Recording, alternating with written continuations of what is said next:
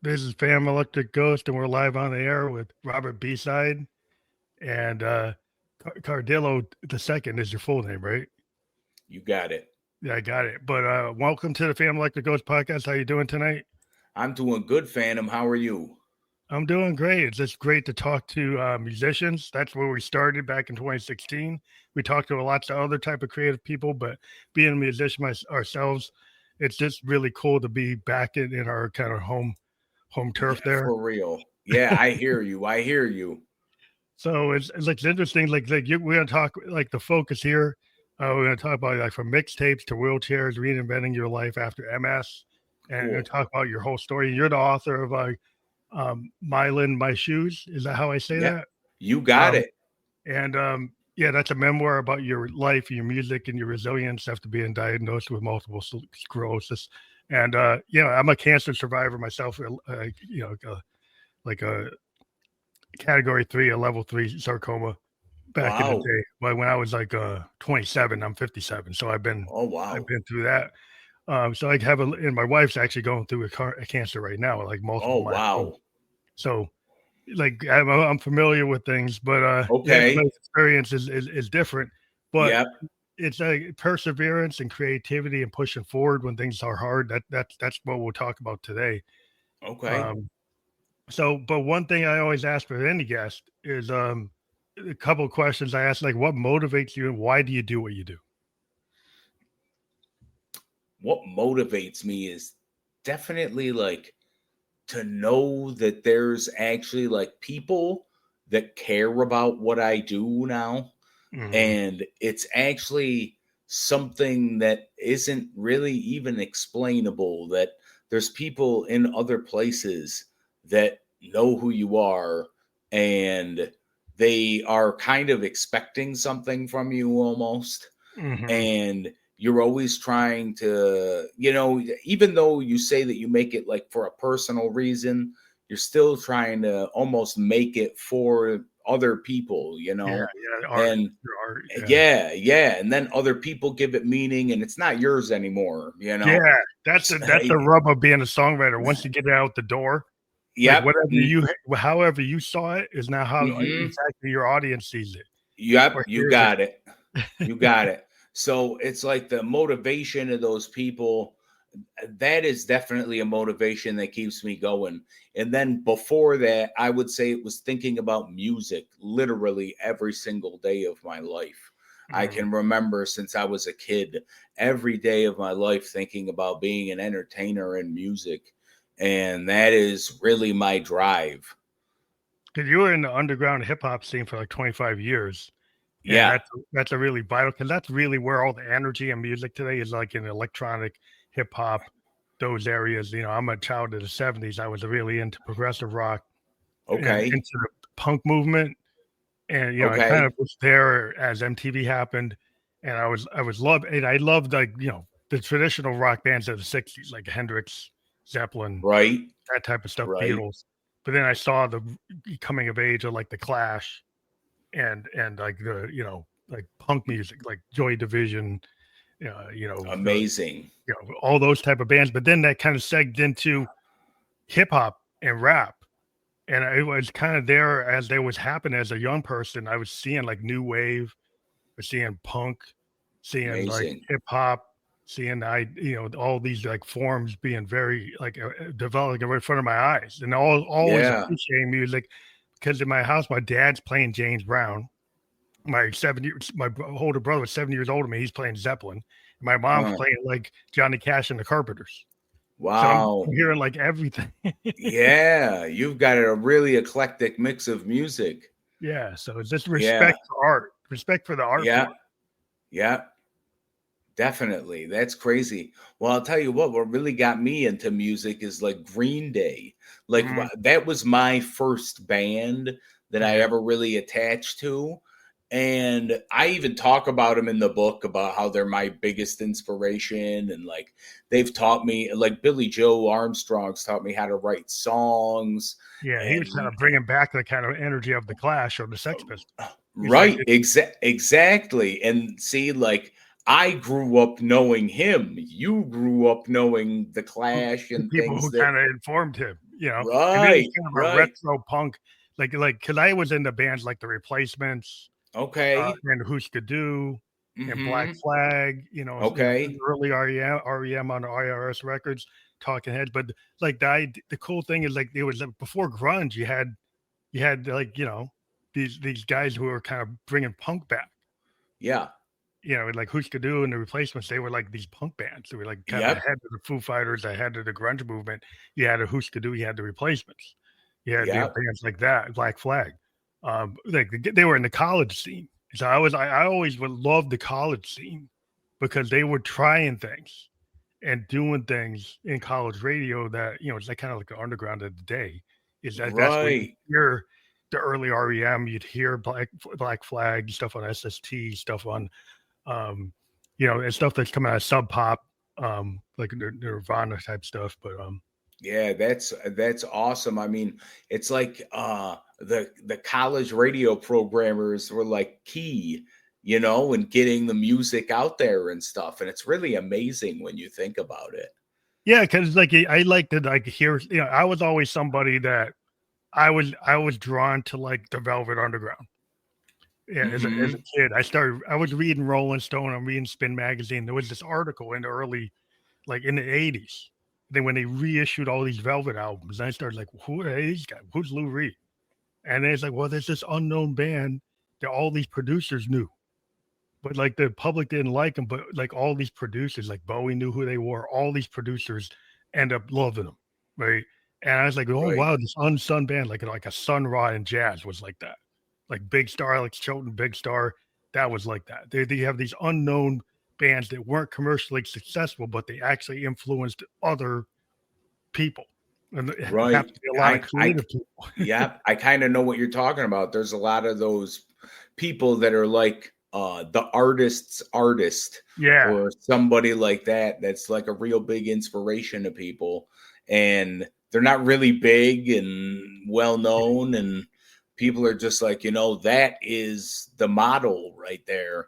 well, it And kind of they shows you never, that you can do it. Yeah, yeah, it's like yeah, being on the Green Day with the punk aesthetic is that right. unlike the progressive rock stars or the expert rock star like an Eric Clapton, like a Jeff Hmm. Beck, like a hand, you're like, how the heck can I ever get to that, right? But the Right, punk movement was like, I can be Joey Ramone, I could be Joe Strummer, and I don't have to have pitch. I gotta have heart, right? right. I gotta believe in what I'm saying and to have the guts to go on stage and just do it. And Hmm. that in itself opens up. It's like, wow, it's like Dylan. He opened up. You don't have to have perfect songwriting vocal capability. Right, You don't have to be Frank Sinatra. You don't have to be Marvin Gaye. You can actually get right. out there and say it. Yep. So when you're the Green Day thing, that's interesting. I actually saw them at Woodstock when they had that mud show. Oh, I was dude, I actually am there. so jealous. I am so jealous. Back in 1994, I was 11 years old, I and actually was I there. remember watching it on MTV, and I'm like, "Oh my God, this is the greatest thing of my life." I saw Nine I, Inch Nails that night. Trent oh, Reznor. I mean, there was yeah, something about that show because like I said, I was a child of the '70s. And so the yeah, original Woodstock was this big thing to people of my generation that were like the MTV generation. We grew up watching Duran Duran and all that stuff. And it's like, wow, when that came about, like all my buddies who were musicians, we're all musicians. And I said, we got to go see this. Right. And then we saw all these bands. It was like, man, it's like, and it was muddy and crazy. But it's like yeah. to be out there in the field and see Green Day and to be in the middle of that. I was pretty close to the stage. I could That's see them. I wasn't like awesome. really far off. So I just made sure I stayed right near the big stage Yeah, where bands like Green Day and Nirvana and even Crosby, Still Nash, they came out. But it was like a lot of interesting. It was old stuff and the new stuff, and right. it's just cool to be there and have that energy and that punk energy. Like how did that really inspire you? That gave you like permission to like say, hey, Yeah, do it. yeah, just like gave me the energy because it actually made me want to learn how to play guitar, and I could never learn how to play guitar. And Mhm. then I met these kids at my school, this one kid Elliot, and he had like this whole hip hop like goof around kind of like thing going on. Mhm. And then like we met up, and Yeah, it was like I got into like hip hop because I always wanted to be on stage. I'm Yeah, always like, I can do that. I can do that, yeah, you know? And I guess Green Day, Billy Joe really gave me like confidence to want to get get on on stage. stage. Like I Mhm. never had stage fright ever, 'Cause you ever. saw that he And was like a prototype kid. yeah, he was perfect. Like even like in 1994, Yeah, what that's crazy to see him from 94 to now because he's still doing the same stuff. yeah. And it still attracts a crowd, and the crowd knows how to get into him, and he knows how to control a crowd. It's really awesome. It was there's an authenticity and kind of like the lo-fi, like not like the expertise of the Jeff Becks and the Robert Plants and Jimmy Pages. That's cool, and I can appreciate Mhm. that because I'm a musician, so I understand like that level. But I always appreciated the like when somebody had the energy to be like Joey Ramone, you know, Right, in Blitzkrieg Pop. They're just gonna go out there, boom, boom, boom, just hit it. right. And just do these like just go have that energy, to go and do that. They like the Clash, when they came Yeah, out, they was like that was like because you had the Sex Pistols, but then you have the Clash, and the Clash kind of expanded the palette of what a good band could go. And then like the Green Day was taking it to me, it was kind of taking that Clash idea that you can go big, yep. but have a lot of heart, but still go big. Yeah, yeah. Well, people got pissed off because they got big, and people said they sold out. But in my opinion, I don't know. I would have never known them if they At didn't some get point, you big. have to, yeah, I mean, like, the Yeah, Clash had that problem because people was like, "You guys are the rebel band, but now you're on MTV, you're on stage with The Who." So right, how do you square that? right, But it's like, well, Lou Reed was the ultimate underground guy, and then eventually he broke through with Walk on the Wild Side because Bowie dug what he was doing, and he's like, "Hey, I'm not gonna shy away from it. If I start getting traction, people like that song, I'm gonna keep on going." right, right. There's nothing wrong with not being a starving artist. See, I think Yes. people get into this idea it's a badge of honor to be a starving artist, right? Right, right. And when it's really not, it's like you really want to become like that, like rich artist. It would be nice to kind of have money off music, Yeah, and actually not make what the independent artist usually makes, like the pennies on yeah. digital streaming and stuff. It Yeah. would be good not to just do it because I love it, but I Yeah, think exactly. But authenticity. right, right. Do it because you love it and you're making money and you can make a living from it, Yeah, there's like, nothing wrong with that. yeah. In this new age of independent artists, I think people are starting to square that if I Hmm. self-produce as an indie artist and I don't go and overextend myself Right. and get my costs so high that Hmm. I could actually survive in an underground if I'm consistent and I show up and I have a merch table, I show up in a tour, and if I Right. tour and I've got my fans with me and they're buying my shirts and they're buying my buttons and they're buying the vinyl, I could sell like 1,000 vinyls and I could do better than what I do on Spotify. Hmm.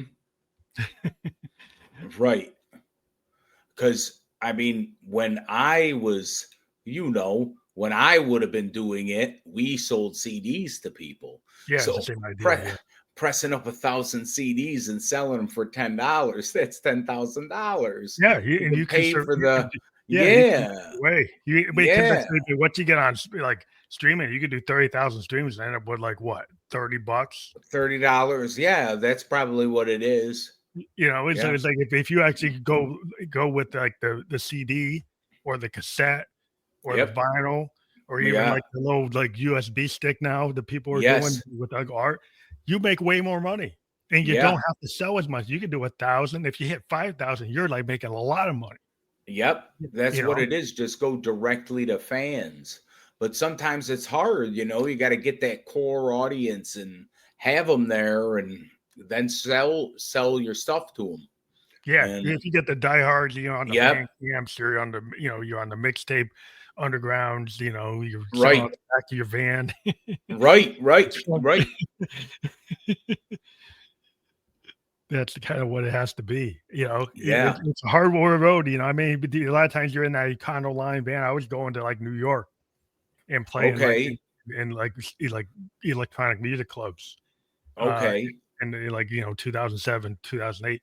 But I would go with like these collectives of like a bunch of like underground electronic bands. And Okay. That and makes and sense. sometimes it's good to be in a collective. So when you were doing it back in the day, were you like in a collective, or were you like just your band? It wasn't just me going out. I was with a group that was named Project Born, and we went on the road and we went to like clubs and stuff like that and performed shows. You're familiar with the Insane Clown Posse, right? Oh yeah, ICP. I know who they are. You Yeah. hang out with So I mean, yeah, that is literally like my genre. I'm a juggalo. So Oh, cool. those are my people. That's my audience. So Project Born was the first group signed to ICP's label, Psychopathic Records. Cool. So I went on tour with them. They broke away from Psychopathic.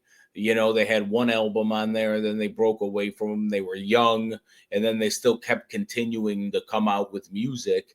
Mhm. And we linked up in like 2006. One of the guys from Project Born was at a show that I was doing. He's like, yo, you're good, let's link up. And we ended up linking up, and then that's kind of when I started getting my first taste of Yeah. actual touring and going out like that. And then that's kind of when I got sick with everything, and it kind of put the kibosh to everything I was doing. So how did that start? How did you handle that? Like in your book, you probably relay that, but Right, what was your coping mechanism? I know when I got cancer, I had to go through like a bunch of things when I was 27. And by the right. time I got to like 31, I was like in a different place about how I did things. But yeah, maybe go ahead and talk about Right. what that Well, experience is. well, I'll tell you what. Here's what's messed up. I got diagnosed with a pulmonary embolism. That's a blood clot in your lungs. Mhm, In July of 2011, mhm. and then that started all these little MS symptoms. It must have like triggered the real big MS symptoms, because I had been going with this left arm numb, and I thought I had just pinched a nerve. I Oh, had it numb for years, probably 2005 or 2004. It had been numb since. And I'm just like, damn, you this just didn't know what nerve. it was. You just Yeah. thought it was nerves. Yep, just thought it was pinched nerve. And then I'm just kind of going on with my life, and we were going to concerts and stuff. One Green Day concert we went to, my legs were and feet were like completely numb. I had no idea what was going on. Mhm. And I'm like, what? But I still brushed it off. Still like, yeah, whatever. Then my midsection went numb. And I'm Yeah, like, you yep, can't brush time it to off call a doctor. now. You have to Yep, check. yep. Yeah. And then they did the tests, and they're like, you have MS. Uh, you can just take this shot and you'll be good. That because I live in a horrible place for medicine. Oh, wow. I live in Utica, New York, Oh, so wow. the doctors around here are a joke. Oh, they're not what And they are in the big cities or yeah, not at all.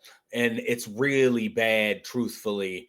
He told me, take this shot, it'll be all good. And I started taking the shot, and it really wasn't getting any better. He was actually the first doctor that put me on antidepressants because of the MS and stuff. Mhm. And I wish he never did that, to tell you the truth, because it kind of screws up your brain totally. But But by interfere with like your work, trying to be creative.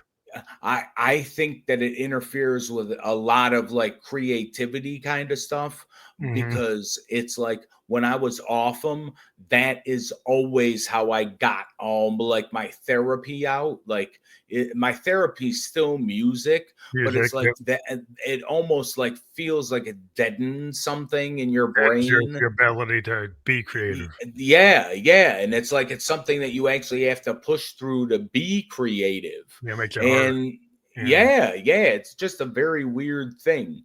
And so he had put me on the antidepressants and then told me to take this shot. My dad is like, you should not be seeing these doctors here.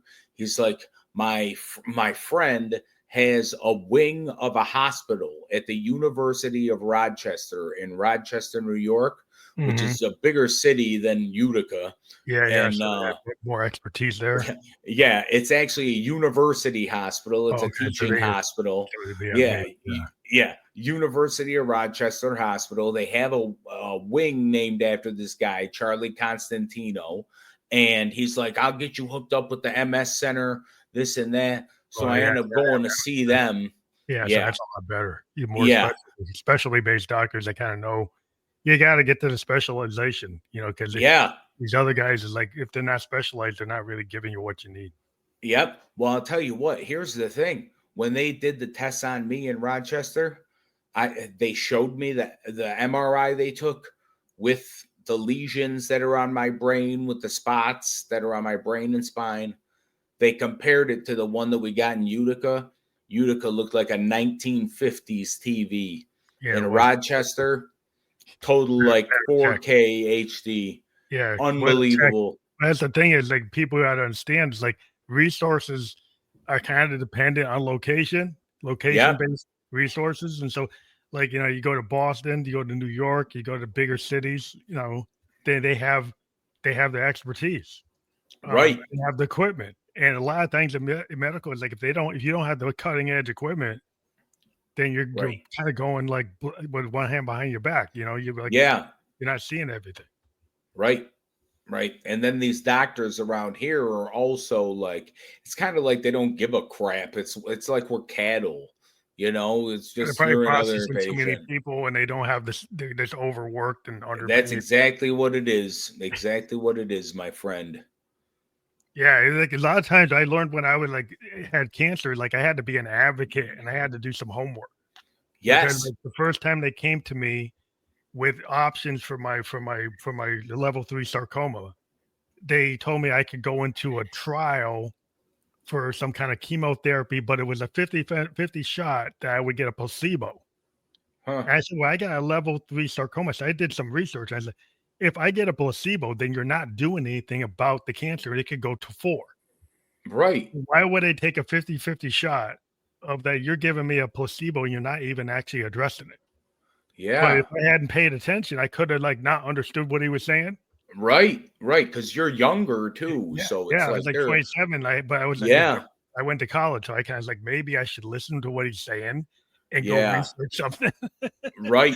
No, that was very smart, But you need an advocate, because sometimes if you don't have the advocate, or you don't go to a place where people give you options, or say, hey, we could do this, we could use this MRI, we could use this scan, or we could do this. Like if they had limited by they don't have the equipment, they don't have the expertise, they don't have the know-how, they're not even going to give you the option. You got it. Yeah, so it's hard. I mean, it's like people a lot of times, like, luckily today, I mean, back then the net wasn't what it is now. I know. I know. Have it in your hand. You're like, you have to go on American Online and go get it. I know. I grew up with the internet, so I'm like the last generation that didn't have the internet and then had the internet.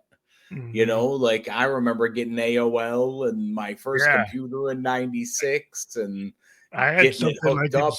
1980, I had a Texas system like 4A.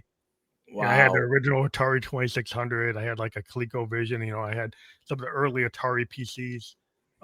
It was kind of like that was the beginning, like the very beginning. When the Atari shows up, and then all these other things start showing up. You start, the Texas Instrument home PC was like one of the first things. They had a dial-up modem. Yeah. And a tape drive to restore things on cassette. Yeah. It didn't have a disk drive, it had a tape drive. Wow. Amazing. But it's like, the generation has gone from that. Now we're in like AI and blockchain and all this like stuff that's like Star Trek. Yeah. Star Trek level stuff. It is. It's like the stuff I saw Captain Kirk and Spock talking to the computer. Well, that's actually Yeah. for real. Yeah, it's totally for real. Like I use Chat GPT like a publisher, Yeah. like a press writer, like a manager. It It helps actually me do with it all the kinds of workflow. stuff. It helps me with Yeah, workflow on this show. me too. In my day job, a software guy, and we use Okay. it to be able to like. I can go and ask it. Like I can go and say like I want to do task A, B, C, D, E. Give Yeah, me a snippet of code that can do that. that's And then when amazing. they gives it to me and I can try it and say, well, it didn't do exactly what I want. It's like, well, tell me what it didn't do. And then it'll come back and give me an adjustment. So I can actually go and actually code stuff.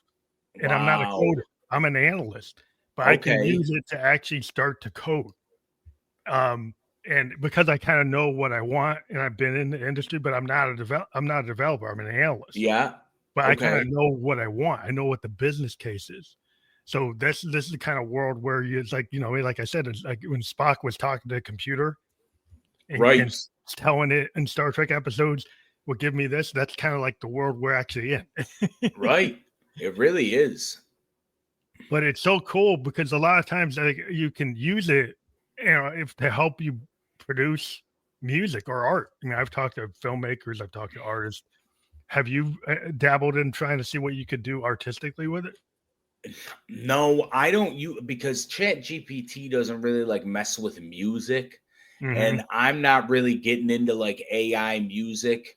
And and then I've heard some stuff. There's this lawyer that I watch on YouTube, Hmm. and she go breaks down terms of service of stuff. And she's been talking about these AI places. They're putting digital stamps in music. Yeah.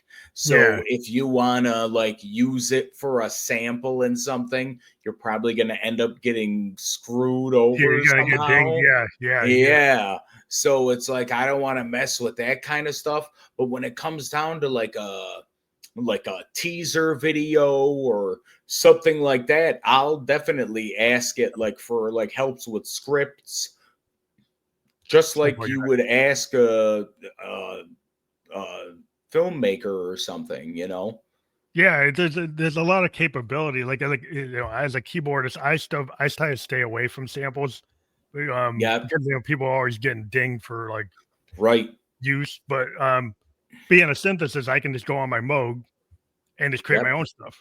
And so I just Right. like I create my own content because I know how to play it. But like Right. in the DJ world, before you had to clear samples, like De La Soul got caught like Yeah. for years not being able to release their albums because they didn't actually Tommy Boy didn't clear a lot of the samples Right. It was the that they used Wild West. with the Wild West because like they created the Yeah. MPC, but they're using all these MPCs, these Akai's Hmm. and stuff, and it was letting you do it. The tech was letting you do it, and then the law hadn't caught up with it. It's kind of like with the Right. AI.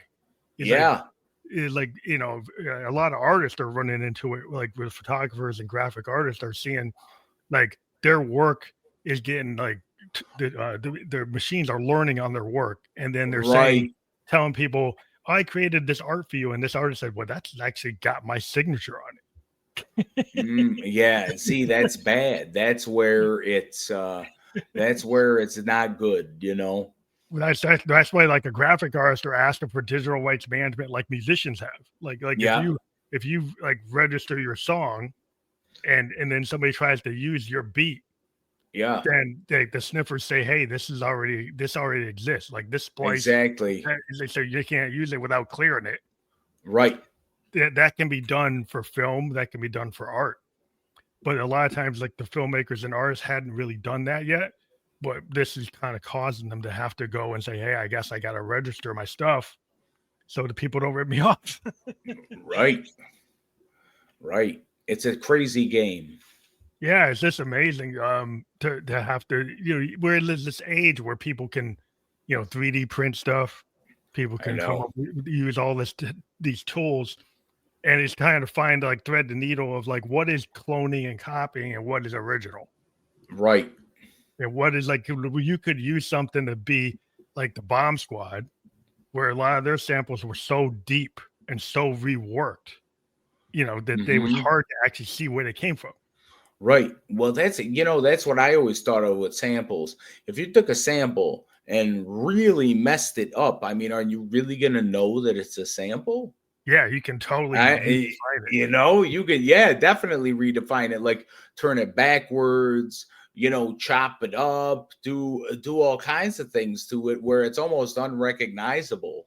Yeah, that's what I love to do is I like to like resample like an Okay. oscillator. I'll go and take an oscillator and put a frequency modulation on it from like a low frequency oscillator and an envelope generator and bang them off each other and create some loop and then resample it with like an analog sampler, Oh, like cool. my own thing, and then chop it up and like invert it and revert it and convert it and slow it down, speed it up to the point where I'm like creating my own artifacts and then reusing them.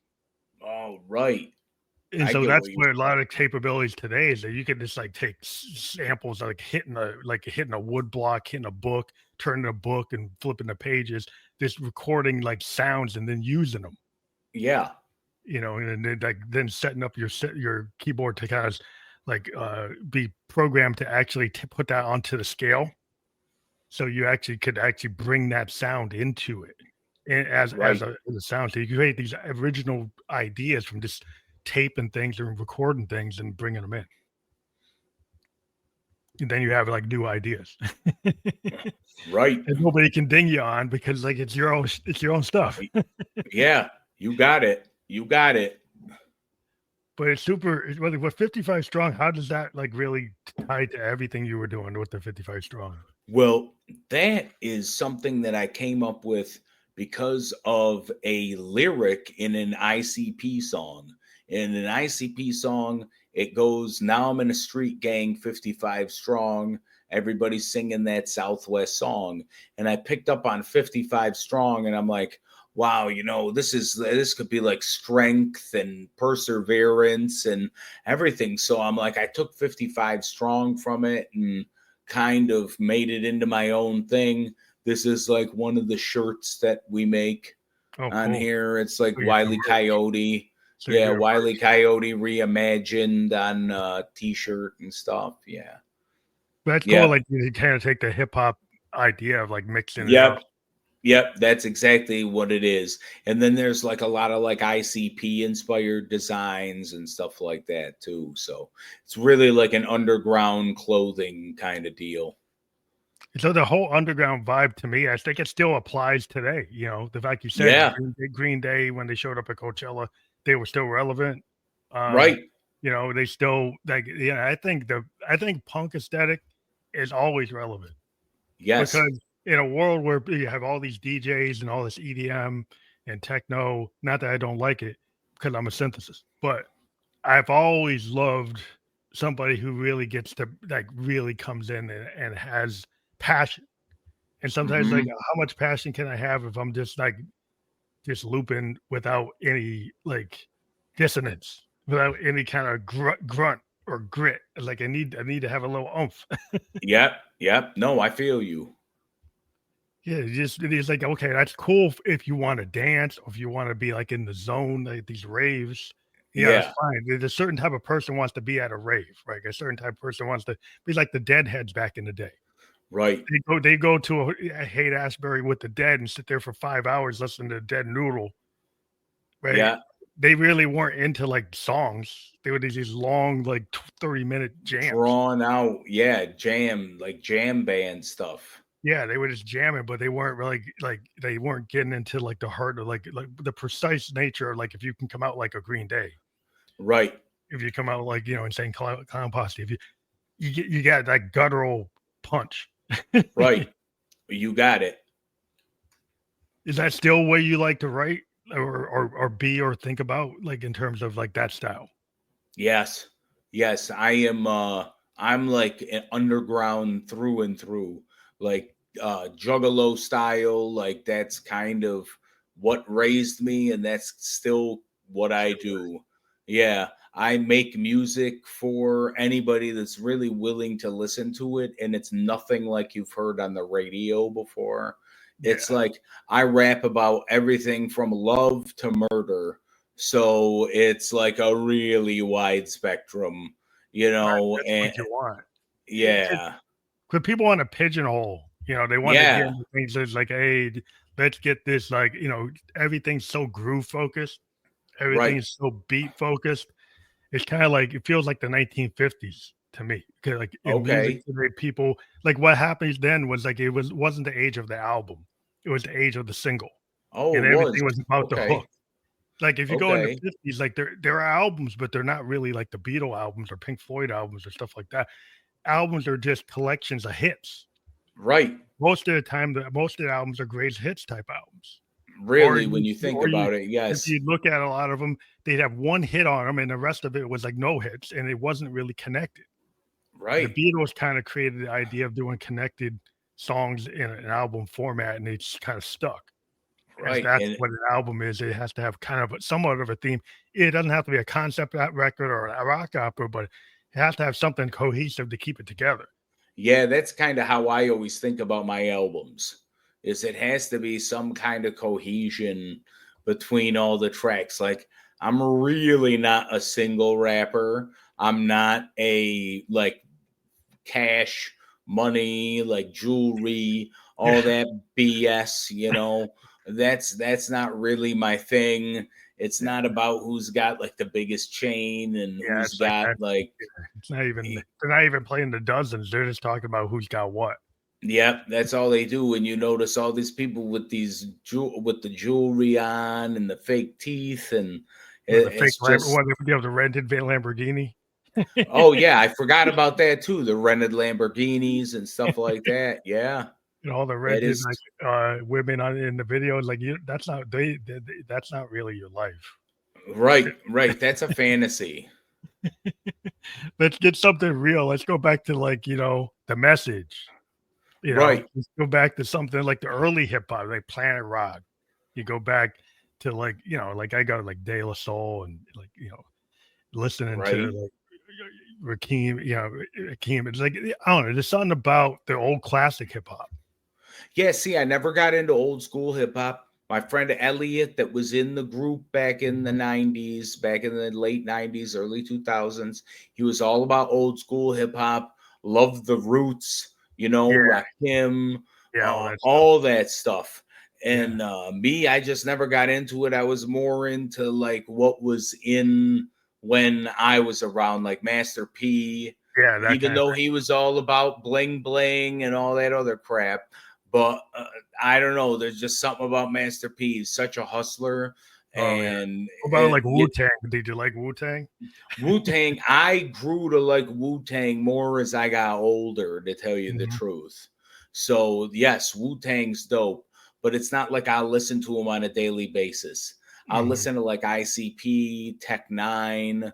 Yeah, okay. I still listen to like Green Day, um, and not really, not really. I don't know.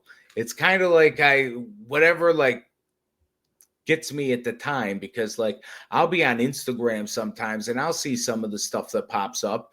Like there's this one female rapper, her name's Lord Len. She's Mhm. absolutely ridiculously like she's got a harsh voice and Yeah, all this other stuff going on. And I'm like, all right, I'm like, this girl could definitely be something. Then I was looking at this other girl, her name's Big Topic, and I'm like, oh, this girl could definitely do something. I hope she doesn't get screwed over. And what do you yeah. know? She got screwed over by somebody that was helping her out. And then like Mhm. she literally just came out with all this stuff on Instagram about it. And I just feel bad for these people, because I'm like, it's just bound to happen when you work with somebody nowadays in the business. You Yeah, the gotta rhythms really is you like, got it's kinda antithetical to, creativity. right, right. And it's like if they're giving you the room to have your creativity, then what are they going to be taking from you? Yeah, well, the contracts are trash. Yeah. Yeah, Yeah. The contract's got to be trash. most of it are trash, if they like, in old days, with the rock bands, they were given these big advances, and, maybe your Right. first project would actually, maybe break even with your advance, Right. but the rest of your albums end up you're in debt. And you'd have Yeah. to tour. Touring was how they survived. I know. Isn't that, it's so crazy. You grew up in a great era, man. Sometimes I wish I was around in that era and knew like some of the things that I knew about now and was able to like do rap music how I did it now, and grew up in like the 80s and was able to be a rock star like that and stuff. Yeah. What a life. There's so Those guys had a life. well, it just, there was something interesting, like at least like when you had, even like I talking about like bands like on the Sub Pop label or SST, with like bands like Well, Muska 2 and like in the Replacements, they were able to they were in the back of their van, they were in a Econoline van going across the US. Well, yeah, I guess what I'm talking about is more like mainstream Or the bands, like mainstream bands, like when you have like a Poison or oh yeah, they had the AC, big tour or buses and all everything, the 80s bands, Def like, Leppard and oh all my that stuff. God, Yeah, yeah. just living it up. And But they the were kind of groupies and continuing what something like like that. Zeppelin. Yeah, well, they would continue Right, what Zeppelin and Floyd and all the right, AC, exactly Bills, what they were doing. what they were doing, exactly, yeah. And it seems like the rock focus is like really dropped in our era. Now I still talk to a lot of indie rock bands, but like we're Okay. not really in the rock age per se anymore. No, Like we're really not, unfortunately. yeah, and it's Do very you disappointing to me because I like progressive rock bands. I like hard rock bands. Yeah, I like a good rock band. I like a good rock band every now and then. And they're really not coming out like that anymore. No, I mean, It's like there never was a replacement for the Who. Like I saw the Who. I love the Who. I mean, I thought they were. I still that's like one of my favorite British band. I like the Stones, but the Who I okay. like because they were kind of proto punk. If you really get into Who songs, they're very punk. And Right. they got their Moon was a crazy man on the drums, and Pete was just doing these aggressive, like really interesting chord structures that are pretty kind of like the Clash and all the punk bands. If they talk to them, they'll say like, "Well, Pete Townsend was like one of the first punks." And they'll say like Neil Young and Crazy Horse was kind of punky too, so they kind of inspired them. But yeah, there's some I don't see anybody doing that. You get a Radiohead, but they're not really doing that. They're Right. doing something that's more experimental. But Right. then where's a Zeppelin like band? I think there's a couple of bands that like clone Zepp, but they're really not moving forward from Zepp. They're kind of stuck in Zepp. Right. They're Right. just they're more like a cover band Zepp. That's not really gonna go that far. If you're just covering Zepp, you're not actually moving it forward. You're not like where's the next thing? Like Right. there's a certain point in rock where the next thing like dropped off. Like maybe Def Yeah. Leppard was the next thing, or maybe Guns N' Roses was the next thing. But then what came after that? Like Yeah. where? You're right. Do you watch Rick Beato at all on YouTube? Yeah, Do you yeah, know yeah, who that is? yeah, You yeah. do. So he goes through the charts and everything, and there's never rock bands in the charts on Spotify or anything. It's very sad that rock bands are kind of dying off. It's I not don't know. It seems like the creativity like dropped off in terms. Nobody, well, at least nobody's putting money on it. Everybody's putting money on like what they call hip hop today, which right. is how not exactly what hip hop was. No, not at all. And it's like it's not. I don't think it has the. You don't know. It doesn't feel like people put the passion in it, right? That I saw back in the day. In my opinion, No. maybe people think they are, but I'm like, it don't feel like it. It doesn't Yeah. look Oh, like I it. hear you. I hear you 100% on that. That is definitely the truth. You're not putting passion into something if you have a hook that repeats 15 times. I mean, really, when you think about it, I'm a big wrestling fan. So on WrestleMania last year, they had Travis Scott's song "Fiend" as the song of WrestleMania, Yeah, yeah. and this thing just says "Fiend, Fiend, It's Fiend, just over and Fiend." over. I'm like, "Are They you just go, kidding me? yeah. What are you talking about, man? They You're go not for the. saying anything." Well, it seems like the fans is like I don't know, like fans back in the day were challenged, right? Like Yeah, the Beatles challenged people, right? Pink Floyd challenged people. Like Yes challenged people. Like these bands, they actually did stuff that was like really kind of revolutionary. And then Yeah. some people started saying, well, we can just do less is more. You start getting like corporate rock bands that were manufactured by the label, and they really weren't. They weren't Zepp. They weren't the Stones. They weren't the Who. They No. were like a clone of that, but way nowhere near the level. And I think it started creating this kind of level of like mediocrity Yep. that kind of killed rock.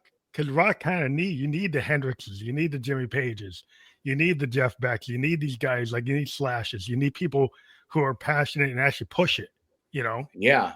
Yeah. If you don't have it there, you just get people with just cookie cutter copies. Yep. That's exactly what it is. And you got these corporate people. So if it works, don't break it. Yeah. You don't need to fix it. Yeah. They don't. Yeah. It just keeps working for them. So why not just keep getting the next fool, the next sucker that'll just sign a contract and just keep doing the same crap? And I think that also thing that I kind of noticed is like video games kind of pulled a lot of life out of music. In that, in my opinion, a lot of the people who would have been going to the concerts, would have been going to the, buying the records of bands, are spending their money on Xboxes and PS5s and Nintendos and buying $90, $50, $70 games. So how much money do they have to go see a band? I guess you're right. They would have gone to see the Ramones. They would have gone to see Husker. They would have gone to see, Rat or Poison. They would have wanted to follow that, and I maybe gone to a couple shows. But now maybe they go to Coachella and spend all their money on that, but then don't support independent bands. Right. Well, I'll tell you what, it's so funny. Like with this book, the way I'm doing it, I'm rolling it out like an album. I'm not doing it like an author would. Like, honestly, like I said, I've been using ChatGPT as my everything, my PR, all that stuff. All that stuff on the back end that would be hard for the artist themselves to do. So I've been using it, and it's like, no, authors don't come out with books like albums. They do X, Y, and Z. So what I did is I'm doing this thing like an album. I want to promote it. So I came up with a release date for it and promoted it like a release date. I came up with a soundtrack for it. Well, that's cool multimedia. I'm talking about specific songs in the book.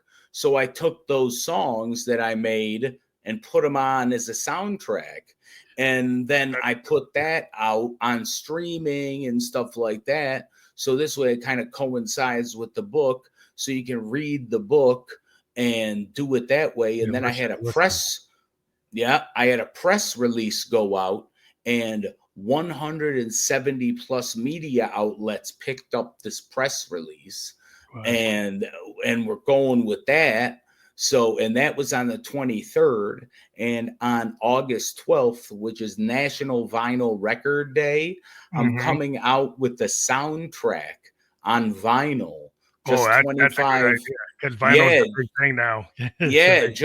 Just 25 copies of it I'm doing. And I'm doing all that. So, I mean, I've been trying to like work this whole thing like an album, and it's really been working. Well, the multimedia approach is cool because I've talked to artists a couple of times. I've run into artists that are kind of going with your approach of like, if they have a multimedia project, like a filmmaker might have a book, with something, and might have like a music to go with it. And they have like a multimedia where they have audio, video, text, they might have like posters or paintings. They created, what they used to call these things like happenings. Yeah. Back in the 60s, like, back in Zappa and the Mother's Invention with Frank Zappa, they would have these things where they'd have, actors, models, poets, filmmakers, all in the same place. So when the Zappas and the Mother's Invention, a filmmaker was running something on the screen, and then there's some models on the stage, and there's some comedians over here, and there's some actors over there. It was this kind of multimedia thing, where you'd have multiple forms of media, and people are starting to come back to that. Say, hey, we need an edge. Yeah. We can't just put it in one place. Right. We need Well, to have no. like different avenues. Right, right. Well, I'm like, people aren't doing it this way. So I'm like, I'm gonna do something different, and I'm just gonna come out with the sound, the soundtrack. That pays nothing because it's on streaming. Yeah, And yeah, it's yeah. not like I care. It's not, honestly, it's It's not more like I care promotional. about money. It's It's more more of promotion. a promotion thing. Yeah, Right. Like, I have a Bandcamp. If you want to buy my music and support me that way, you can go on Bandcamp and yeah, yeah. buy like MP3 albums Streaming is more like to and just get it stuff. into the world. Yeah, just to be Like able the to stream radio. it. It's like the radio without the payola. Yeah, you got it, but there's still technically payola, because did you know Spotify technically controls those playlists that they Yeah, I know. say? They like everybody Yeah. going to these playlists. They tell you, "Oh, don't pay for bots." Yeah. Right, but then Yeah. they got these approved ones where I go, I guess I can pay for your approved bot. Exactly. Exactly. Sounds like payola to me. That's exactly what it sounds like. It looks like the same thing when they used to go in the back door and give the DJ, like, here's a suitcase. Yeah, Play Tom Petty. exactly. I like Tom Petty, but that's what they used to do. I mean, that's how they would just Yeah, go it really is. No, I know. I'm into all that stuff, man. I know. yeah, that's interesting. But that's the game that everybody has to play. Like you got to figure out your SEO. You got to figure out how to Yeah, get on the playlist. You got to figure out like, oh, what's the meta data behind this, so I I can like know. figure out like if this guy's doing good, let me scrape the metadata and see what they're doing, so I can go clone what they're doing. But then you just keep on cloning what somebody else is doing. Right. And Nobody's does original. it actually even match what they're doing? Because if you're just grabbing the metadata to line up at the ranking, Yeah, that's not going to eventually help. the algorithm keeps on shifting because they said, well, this what you put here is not the same. Right. But you're trying to take advantage of it, so that they keep on changing algorithms. So you keep on having to relearn new techniques Right. because people keep on blowing it up because they take advantage, and then the game changes. But so the game is changing so fast. Yeah. Every time you think you got something that's going to It- place your YouTube video somewhere, then the YouTube goes and changes how it works, and then it doesn't work. yeah. It's crazy, really. So you got to pay like experts to stay. Their whole business is understanding when the algorithm shifted. But a Yep. lot of times, they're like, if you pay these guys, like, well, are you making enough money to actually justify paying what they're charging you? Like, Yeah. are you gonna like if they get you 100,000 plays, but you had to pay them $1,000, I know. you're not gonna get your money back from 100,000 plays. No, you're So not. why would you even spend the money? You need to figure out like, is that actually gonna give me my goal? You're not. Well, I'll tell you what. There's this guy.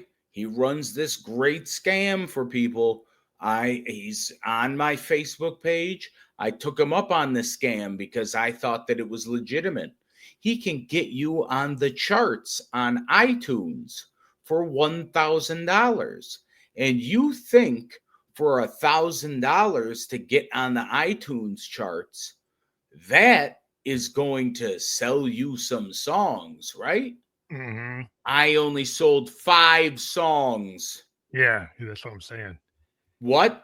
How does These that guys, work? what they do is like they tell people that that's what you need to do, but like their game is that's how they make money. That's Yeah, how they they're get to be rich. manipulating. They get to Right. be rich but I start looking at like, I'm a money guy. I deal with finance systems. Okay. And I'm like, if I'm only getting paid 0.04 of a penny, even Yeah. if he gives me 300,000 plays, I'm not going to get back what I gave him. Right. Yeah. The only way I can make money is if I go and I sell sync licensing, or I sell a t-shirt and I sell 100 t-shirts and I get $10 off every shirt or $5 off every shirt. That will get me money. Right. What he's talking about, you have to have millions of plays to make money. Yeah. How likely is your thing going to get a million plays? It's not very It's likely. not. So because there's no reason to play that game. Right. And this guy literally disguises it as marketing. And he goes, "Oh, it's marketing." And I'm like, "Dude, promotion is supposed to get you out." And he's like, "No, it's not promotion, it's marketing." I said, "Marketing is the literal definition of promotion."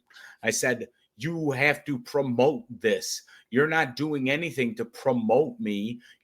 I figured for $1,000, it must go to some network of people that must buy the song. Yeah, like what's the or click rate? Like something like you that. need to what is the click rate through where they actually buy it? Yeah. And Yeah, you know what? That's where I screwed up. And you know what? Shame on me. And now all I can do is just warn people about it and don't ever do it. This guy's bragging around with everybody, shows everybody with these iTunes plaques that he gets made, and then tries to charge you $200. See that iTunes thing right up there? yeah. Yeah, this guy tried charging me $200 for that plaque, and I got it made at some place where he would probably get it made at. It's just a piece of cardboard with printing on it. Yeah. Well, those don't really Yeah. matter if you don't make money. Like I said, like No, unless you get right, a million views, a million right, playthroughs, and they actually do the accounting and they actually pay you. right. It's famous that these streaming services are known for not even giving big artists money. Like Truth. big artist money that are known artists have to send their accountants after these guys to actually get what they're owed. Yeah, So if you're not one of the big guys and the big guys aren't even getting what they're owed, how are you going to get what you're owed? right. How am I supposed to know what they're screwing me over on? Yeah, because they're not giving you the full like number of plays. Like people have Yeah, actually challenged them with forensic accounting, and it's like yeah, I they're believe it. under counting how many plays you get and not I paying you believe it. for it. And they're doing all kinds of like really nasty things in terms of like not counting your plays until you hit certain levels, and then Yeah, paying and certain people like more money than other people, and they're like like yeah, okay, it's like to me it's like you get into the game of selling your merch, selling your CD out the back of your truck. It's like yep. that's how you make money. Yeah, really it is. And even the other new thing that's going on, I got an album taken down on DistroKid because they said that I was buying plays for it. Oh, And geez. I don't buy plays for my music. I get a steady 1,500, I get a steady 1,000 to 1,500 people every Well, month. that's one of the dangers of AI. You know? One of the dangers of AI is it starts to go and look at things Yeah. and they make judgments, and then instead of a human being cross-checking, is that Yeah. true? Yeah. Like I had a situation where I uploaded a song, right? But I don't sample anybody but my own stuff. Right. And I Okay. already owned the rights to my own stuff. So in one Yeah. particular song, I resampled something I had already released, but it's my piece of music. Right. AI said that I couldn't put it out because I was violating the copyright. I said, Oh, well, that's my copyright. right. So I had to argue with these guys for like a month and say, "Oh yeah, that is Family Like the Family Like the Ghost. It's Family Like the Ghost." They go, "Who? It's not. Who is that? It's me." Yeah. So you're making me argue for a month for something that was mine. Yeah. And what do you expect Unbelievable.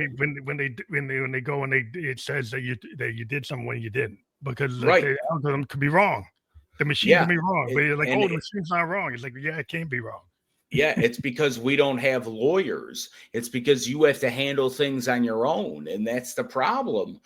We can't just call up our lawyers and say, "Hey, why is this not happening?" Or you would actually have somebody on your team that would call the lawyer Yeah, and you have say, to have "What's a team to go happening with this?" Yeah. So it's just such a crazy game, but I It's a love wild it. west. Well, you do it Yeah, because you love it. I mean, yeah, I took the time to go after it because I was pissed, but like I can't go after everything, yeah, So like sometimes you let something go. Some days I won't let go. So there's like, yeah. but it's like I could be writing, for the Right, time I have to be on chasing something down that's like bogus. It's like I right. can actually be on my keyboard, actually on my drum machine writing a new song. Correct. And these guys got me wasting time. So sometimes I have to like, well, how much, like, am I really getting anything out of this? Or I'll just write a new song. Right. And I'll just push that out and say, forget that. I can write a new one. So I'll just do a new one. Yeah. You let it go. It's like, okay, let it go for now. Mhm. But yeah, it's just, I think what we have to do is like, you have to have passion. You have to love what you're doing. I'm glad that you're doing this interesting project with your book. Yeah. Um, So like, what's the full picture of everything you're doing? There's more stuff you're doing. Are you gonna do like an audio book for it? Yes, I have the audiobook for it too. I also have the Kindle and the Audible and the Oh, so paperback. you got the whole thing done. Yeah, I've done the whole thing. And I narrated the Kindle too. So it's not like somebody that's not me doing That's it. more authentic. I have actually Yeah. talked to some guys saying they trying to sell people on all these voice actors, and it's just Yeah. another expense. Right. When if really, like, if it's your work, Right. you're the best person to do your own work. That's the idea. Like if you're a writer, like a hip hop writer, or any kind of musician, like if you actually Yeah. sing your own song or you perform Yep. your own song, it seems to have more legit. It seems more authentic to me than if it's actually, going out, somebody else wrote it for you Yes, it versus really you is. actually doing it. It really is. I mean, that's the way that, that is very true.